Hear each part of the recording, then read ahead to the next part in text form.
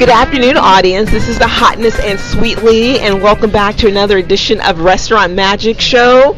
And we just want to say thank you so much for tuning in once again. I know you guys have different options that you guys can listen to different podcasts, but we just really appreciate you. And as you know, I'm the Hotness, and I'm joined by my co-host, Sweetly. Hey girl, how's it going? Hi girl. And on our show, we just like to connect with people that are just anything food related. We are in their space trying to get all the intel that we can because we are food experts. We've been eating for years. It makes us happy. That's it. Yes, it brings us joy. We just love it. And today, guess what, audience? We have a personal chef. I mean, he goes all around North America. I mean, he's in it to win it. And I just am just like, I wish I had, like, I could put him in my pocket, but I don't think he'll fit. But his name is Terique Epps of Epps Bistro. So even though he's located here in North Carolina, he goes everywhere. So he's a personal chef. He does catering events, and we're just excited to have you, Terique. So welcome. Thank you so much for having me. Welcome. Yes. Yes, welcome. We're excited. This is our first personal chef, so we have a lot of questions. Take you to a different aspect of the food world. Right. Absolutely. Absolutely. So we'll get started right off the bat. First of all, how did you come about being a personal chef? So I was actually working in mental health. My first business and first love started out in mental health. I worked in that and owned a mental health company, substance abuse, for approximately 10 years. But throughout that process, and even when I was younger, I always loved cooking. I always loved eating. I was a fat kid, so I mean, I ate a lot of food. Latchkey kid too when I came home. Now, y'all. Now he's fit and trim. I had to grow up, get long at some point. Yeah. So throughout that process, even working in mental health, I was consistently, cooking, and especially at my grandmother's house. My grandmother was the person that kind of taught me how to cook. Okay. At some point after I sold the mental health business, I was trying to figure out what I wanted to do next. I got kind of used to a certain type of lifestyle, so I wanted to cook, but I really didn't want to go and work in a restaurant and be a line cook. So I still was trying to figure out what I wanted to do from there, and my grandmother told me, I mean, if you love to cook, just like go to culinary school or just, start cooking and, figure out a way to make money with it. So I said, all right, yeah. And I went to culinary school here at the Chef's Academy in Morrisville. Okay. And from there, I linked with a fraternity brother of mine that was a financial advisor. And he linked me with an NBA player and with the Charlotte Hornets. And I started working with him.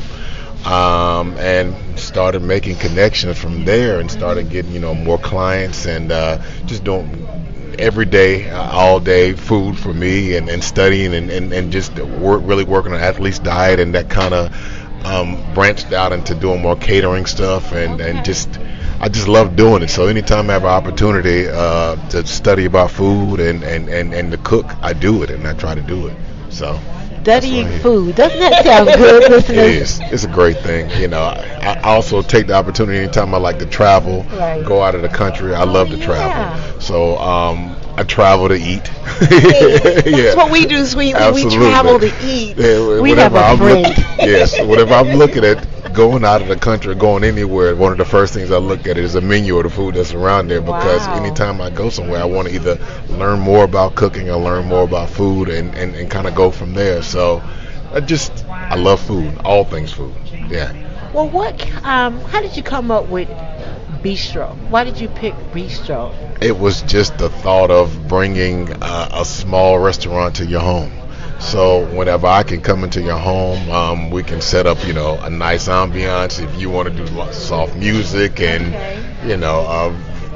a nice plate setting and things of that nature, I can serve you from there. And we can do anywhere. I've done a 6-course meal before, but it's just kind of turning your home into a small restaurant.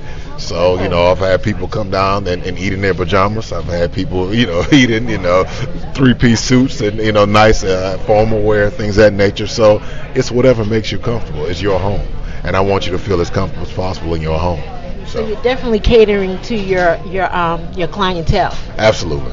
That's what it's all about. In your pajamas. Oh yeah. I mean, this is like heaven, right? Just have a personal chef cook my food, and I just stroll on out of bed in my PJs and just sit down at the table. Be like, hey, Terique, what are we eating today? So one of my clients did something that was very awesome. Tell us. So I came over and he surprised his wife, and I cooked breakfast for him.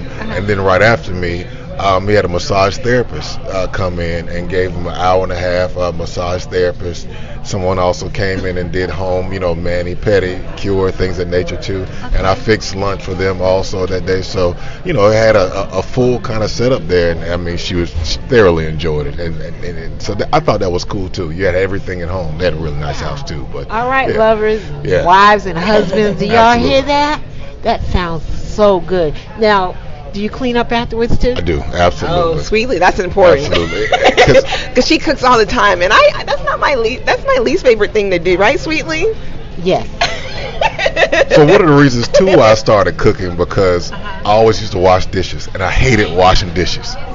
So my mom always used to say, I cook the food, you wash the dishes. Right. So I thought in my mind, I'm gonna fix you. I'm gonna start cooking, and then you can start washing dishes. So I cooked the meal one time. She was like, "Oh, okay. Now you cook, you can wash dishes too." That's rough. Mom, that's not fair, Mom. Goodness, you never asked me that. Oh, ask what? Can you wash the dishes? Oh, it's not my favorite thing to do. Oh, It what just you doesn't think? even go in my brain to even ask you that. Sorry, I'll think about it.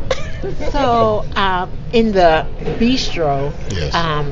as well as catering, what is the largest group you've ever had to cook for? We did 500 people one time. 500 people. Yeah. Wow. Yeah. So What was the course? it was sorority. We did a meal for Deltas, and they. Okay. We had it was a luncheon basically. So it was about four and some change. But we did what a was large the course? luncheon. What did Like you the do? menu. Oh, I'm sorry. No, you're fine. We did shrimp and grits. Oh, yeah. What else did we have there? I think we had like chicken salad sandwiches, shrimp and grits, like specialty drinks like mango lemonades. We also had some like pastries, bacon, eggs, that kind of thing. I think I also like roasted some chicken or something of that nature too.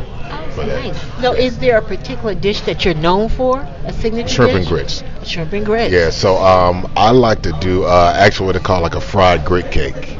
But what I do is I do the grits and of course do all the cream and butter and things of that nature. Right. And you put them that out on a the roux? sheet pan. Say Do you again? call that a roux? No. A Okay. roux is whenever you take the butter, you melt butter, and you Okay. add flour to it at that point, and you kind of cook the kind of floury taste out of flour and take that and add it to something to make it kind of Make as it a thicker. thicker. Yeah, Okay. thicker. But what I do with the shrimp and grits is then I cool it and I cut them out like in a circle or square, and I batter it and I fry it. Fries it. This is the audience. This is nothing but trouble with a capital T. Okay, we're gonna have to take a quick commercial break, just to come back, and we're gonna ask Terique some more information about what tools he used to actually get his business up and running. We'll be right back. When will I get married? Waiting can never be easy. Whether it's waiting on a taxi or a job promotion, it can be difficult. When it comes to waiting on Mr. Right, aka Boaz, it becomes even more challenging to wait while you're single. In this lighthearted book, Where's Boaz? I don't know, I'm tired of kissing frogs too. Best-selling author Nevada York offers suggestions based on the Bible's great love story of Ruth and Boaz and from her own experience of waiting on God. You will learn the attributes of Ruth and use the Ruth reality chart to do a self-check on your own attributes. Nevada also shares the 10-step plan that Ruth followed to win her Boaz. Obedience and being a blessing plays a key role. Trust the Lord and His timing. Make your season of singleness Ruth-defining. Order Nevada York's latest book, Where's Boaz? I don't know, I'm tired of kissing frogs too. Available on Amazon.com in paperback and Kindle. All right, audience, and we're back. We're here with Mr. Epps from Epps Bistro, and he is just filling us in on his signature dishes. He said his shrimps and grits, they're different, y'all. He actually fries the grits, is that Yes, correct? fried grits. So we're excited about that. We had to take that break and calm ourselves. You know how the hotness is. But I think the hotness had a question before we left. I did. So your mom, she gave you, or was it your grandmother who gave you some information, just like, well, if you like cooking, go ahead and start your own business, Yeah, right? And yeah. so how did you do that? Because it's so easy to say, but your actions behind those words of wisdoms, what exactly did you do to get your business up and running? So, well, I feel like I always had kind of like the entrepreneurial spirit because my grandmother was an entrepreneur. She was a beautician, and so I kind of grew up in the beautician, in the shop or whatever.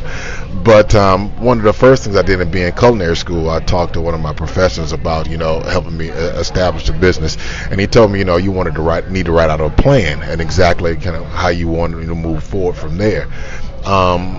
I told him I think that I wanted to be a personal chef, so he told me, do some research, Right. research about how much personal chefs charged, and make sure that you develop menus, things of that nature, develop a marketing strategy, and who, how, when, and where people you want to talk to, what area you want to concentrate in, and kind of just move forward from there.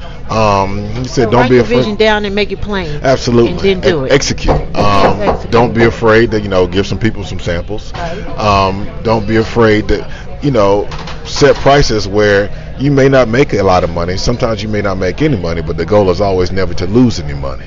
Right. So, with you being a personal chef, you don't have to worry about staff and things of that nature unless you're having a big event or something of that nature. So sometimes, if you want to work with a client, offer them half price. Say, hey, look, you pay for the cost of the food for the first, meal that we have, and then from there, if you like it, then we can move forward and I can start cooking for you and kind of going from there.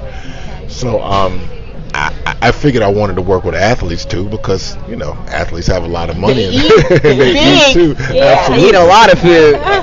and they do. I've had some athletes one of my athletes I work with was over 300 pounds. He was over 7 feet tall. Okay, and what did he eat usually? I mean, 300 pounds over 7 foot. Like, what would a meal be like for someone that size? So he would eat 4 times a day. The morning times will start with a 12-egg omelet. Did you say 12 eggs? Yeah, almost 12 egg That's a omelet. carton. Is that cholesterol? Is that okay? I think so. Eggs are good for you, sweetly. Eggs are good for you. Go ahead, Terique. Absolutely. And then I would do a whole chicken, probably around like a lunchtime, easily, and several sides. He would then have like a shake at lunch. Protein shake? Yeah, something like that? a protein shake. And then in the evenings, he would do like maybe 16 ounces of a lean meat and a carb like a carb like a brown rice. Oh, yeah. And or quinoa, something of that nature, and then vegetables there. So lots of protein. And then I've had players that were 185 pounds, and I mean he ate well too. So one of my best clients, Kimber Walker, I worked for him for over 3 years. He plays for the Charlotte Hornets too. Phenomenal guy. Really enjoyed working with him. But ate well. Really enjoyed that too. Yeah. Well, the hotness, I think if it was good, you could eat a whole chicken. I've done that before. Especially if it was fried chicken. Oh, man. Oh yeah. Terique, do you do fried chicken? I just made fried chicken for Mother's Day. Okay, where is it at? Because we don't see it, right, sweetly? It was Mother's Day. It's old and it's gone. The mothers took care of all of it. Yes, they did. I'm pretty sure there was nothing We did left. chicken and waffles. Yeah. Oh, wow. Yeah. I enjoyed Chicken and it. waffles, shrimps and grits. We're learning. But look, I wanted to ask you, being a single cook, and you said that sometimes you cook for large amount of people. Yes. How do you incorporate a staff and then let them go? I mean, how do you do that? So, main thing is making sure things are prepped. So, if I have an event coming up, I have to write out exactly, what I want, how I want it, when I want it, where I want it, and the logistics on what it has to be set up. So, it's good to kind of gives the staff the direction exactly. This is what we need to do, and kind of give everybody their own task to kind of move forward from there. I mean, but it's the kitchen, so it's still gonna be chaos. I mean, it's just kind of the way it is. I mean, it's organized chaos. Okay. Are you one of them chefs that fuss and cuss like Ramsay? Oh gosh, no. Okay, thank you. Because I also work with black women, and that you ain't fussing and cussing at no sister. Yeah. They're fussing cuss back at you. and some of my staff to my family members also, but Wonderful. I'm just not that kind of guy. You don't look like that. It's never that serious to be fussing and cussing at some people about some food at this point. Not in my opinion. So no, I can't do that. It's too much fun. Well, I'm looking like, well, there could be some times, but I digress. That's not me, right, Sweetly? She has an alter ego, so we won't go there. That's hilarious. No, we're not going there. Don't even mention that. Tarique, what does your family think about you and your restaurant? I mean, your bistro. What do they think about what you're doing in your business? Well, everybody's very supportive. They take advantage of it whenever we have events, and I mean, it's good that I can cook, but I mean, I don't always have to cook. Say, did they just call on you all the No, time? no, they're not like that. Because they probably can cook really well as well. Yeah, absolutely. People can cook too. I just enjoy cooking for my family too. So any opportunity that I have, I like to try to get everybody together as much as possible and cook. We don't have a big family, but I mean, I try to get everybody to cook as much as possible. I have a 15-month-old right now, so I like trying to cook food for her too. And she's a really good eater also. So I got one of those grandbabies. Absolutely. She actually eats like collard greens and green beans and things of that nature too. So yeah, so she it's does nice pretty that good. you introduce these types of food while they're young, because I know some people don't, and they don't have a palate that's as versatile or is willing to try different things. So good for you doing that with your daughter. That's one of the next things that I want to try to do and start working with people to help them to cook food and prepare food for babies and children, because we know you establish your palate, at a young age. And I mean, if you introduce children and babies to all different types of foods, it helps them, to be more healthy as we, get older and go from there. So, especially in our community, I think we need to do a better job and do a good job in introducing our kids to good healthy foods, because there's a lot of good healthy foods out there, and we just don't need to continue passing down all the issues with cholesterol and things of that nature too. So yeah, that's good. So what would you tell our listeners out there if they wanted to get started in the catering business, or either just being a personal chef as yourself? What advice would you give? Find a mentor. Find someone that has done it and has been successful with it, and work with them, pick their brain. Some people go directly to the restaurant industry and work in the restaurant industry and then kind of move off from there. But if you're going to work in people's homes, it's important to be clean, to have a good personality, to learn how to talk and cook at the same time, because there are going to be times when people want to talk to you and find out what you're doing, and you have to explain why you're cooking and cutting, and not cut a finger off or burn up something. You have to develop the senses of, listening to whenever food is about to be done. Like if you frying some chicken, at some point, whenever the crackle or the sparkle is not as high, and it's getting close to being done. Or you can smell things. Our grandmothers and our mothers and people that have been cooking for 30 and 40 years can touch something, smell something, or listen and know that it's about to be done. Turn it off. It's done. There you go. Finish. Absolutely. You hear that oil popping like it usually does. You'll ask them how long you need to cook something. They'll be like, you'll know at some point. They don't have any measurements. They don't have any time frame.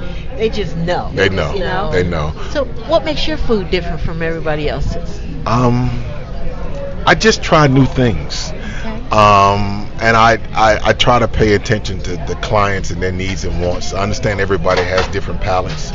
And so I try not to keep like food at like just a standard and always say, okay, I'm going to put just this in food.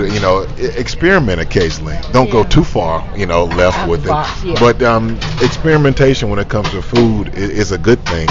And find a good test audience and people that can, tell you, yeah, this is pretty good, and not just because they like you, but because it's good. Guess what, Terique? Guess who wants to be your test audience? Of course, us. The hotness. Sounds great. Sounds great. Because Sweetly, she wouldn't have said anything, but I'm just gonna be bold and put my name out there so you won't forget it. The hotness is willing to be a part of your test audience. That sounds great. Okay, Absolutely. I love it.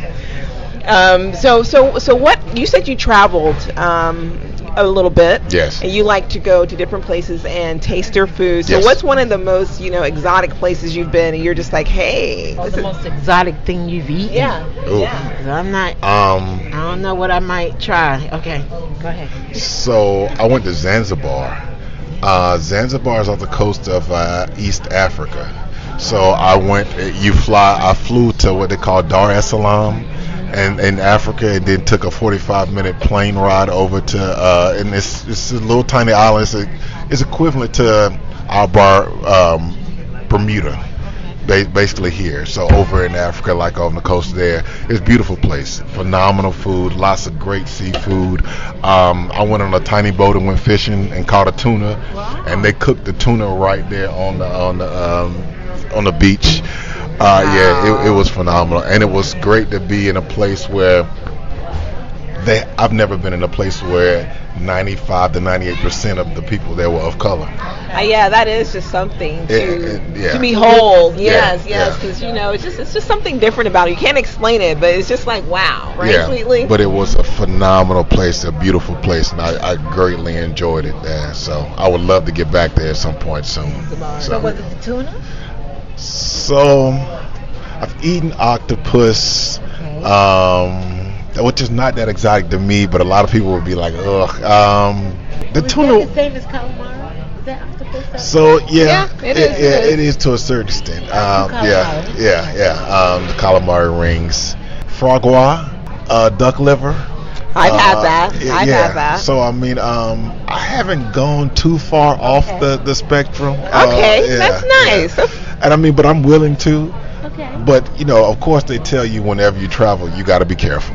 Yeah. I'm not one of those people that do a lot of street meat, like what they call it whenever the vendors are over out of sea, because if you get sick, you can get really sick. Yeah, you just never know what you're eating. So far away from home and you're sick. Yeah, yeah, we don't want that to happen. But we're going to take a quick commercial break because the hotness wants to know: is it okay to eat like crickets? What do you think about that, Sweetly? I think I heard of fried crickets, but I'm not going to do it.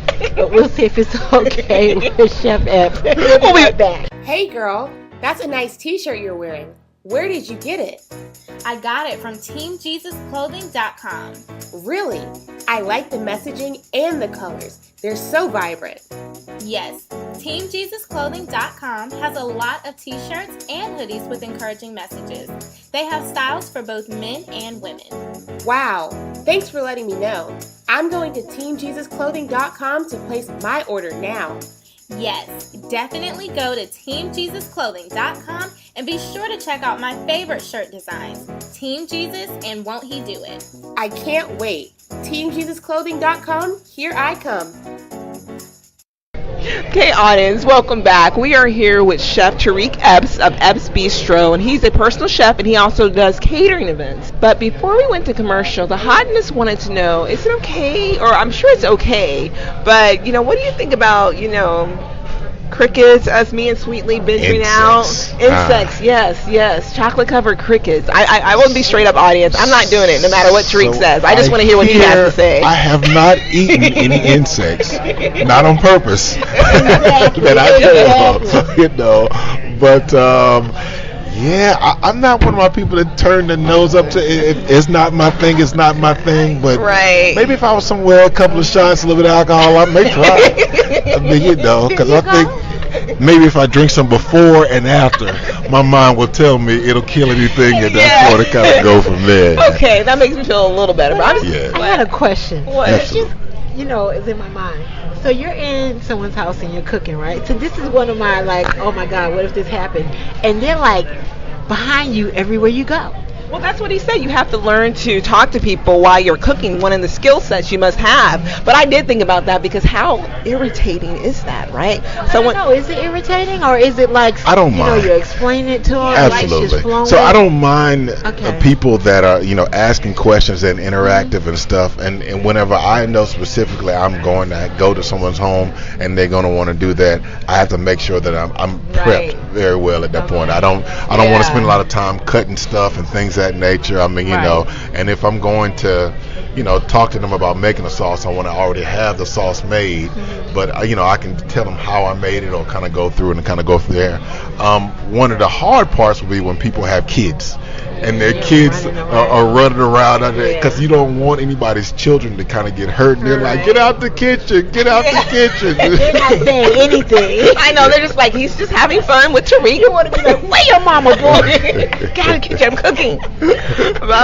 But before we wrap up, Terique, will you please let everyone know how they can find you, to hire you, to get more of your great food? My website is eppsbistro.com, eppsbistro.com. And I guess my email address is taeps1@eppsbistro.com also. Social media, I don't do a whole lot of it, but I am on Instagram, Chef T Epps. And that's pretty much it with the social media. I do a little bit of Facebook, but I don't do a whole lot. I need to be better with doing social media at this point, and kind of go from there. But yeah, send me an email or go through my website and inquire from there. And I'll get back to you ASAP. Absolutely. I've enjoyed this, Sweetly. What about you? I have so enjoyed it. Our first bistro chef. And it's just been an experience. But before we go, I just wanted to know, was there ever a time that you wanted to throw in the towel and say, well, I'm not doing this anymore? Not really. Not really? I like it so I much. didn't think so with you. I really didn't think so. It's always a different. It's never the same. It doesn't get boring. The people that I work with, they're definitely not boring people. So, and I enjoy working with people. It's in the hospitality. I enjoy being in people's homes. I enjoy cooking. I enjoy everything about it. So, I mean, no, not yet. That's awesome, Chef Yes. Epps. And so we have really and thoroughly enjoyed this interview with you as well. Thank you so Do much, you have ladies. any other questions, Hotness? Nope, I'm just waiting to hear back when I can be part of his test audience. I got to That's get you it. all some food. I know, that's right. Absolutely. And listen, if you didn't hear everything, you can hit us up. This has been the Hotness. and Sweetly checking out what Chef Epps Bistro is all about.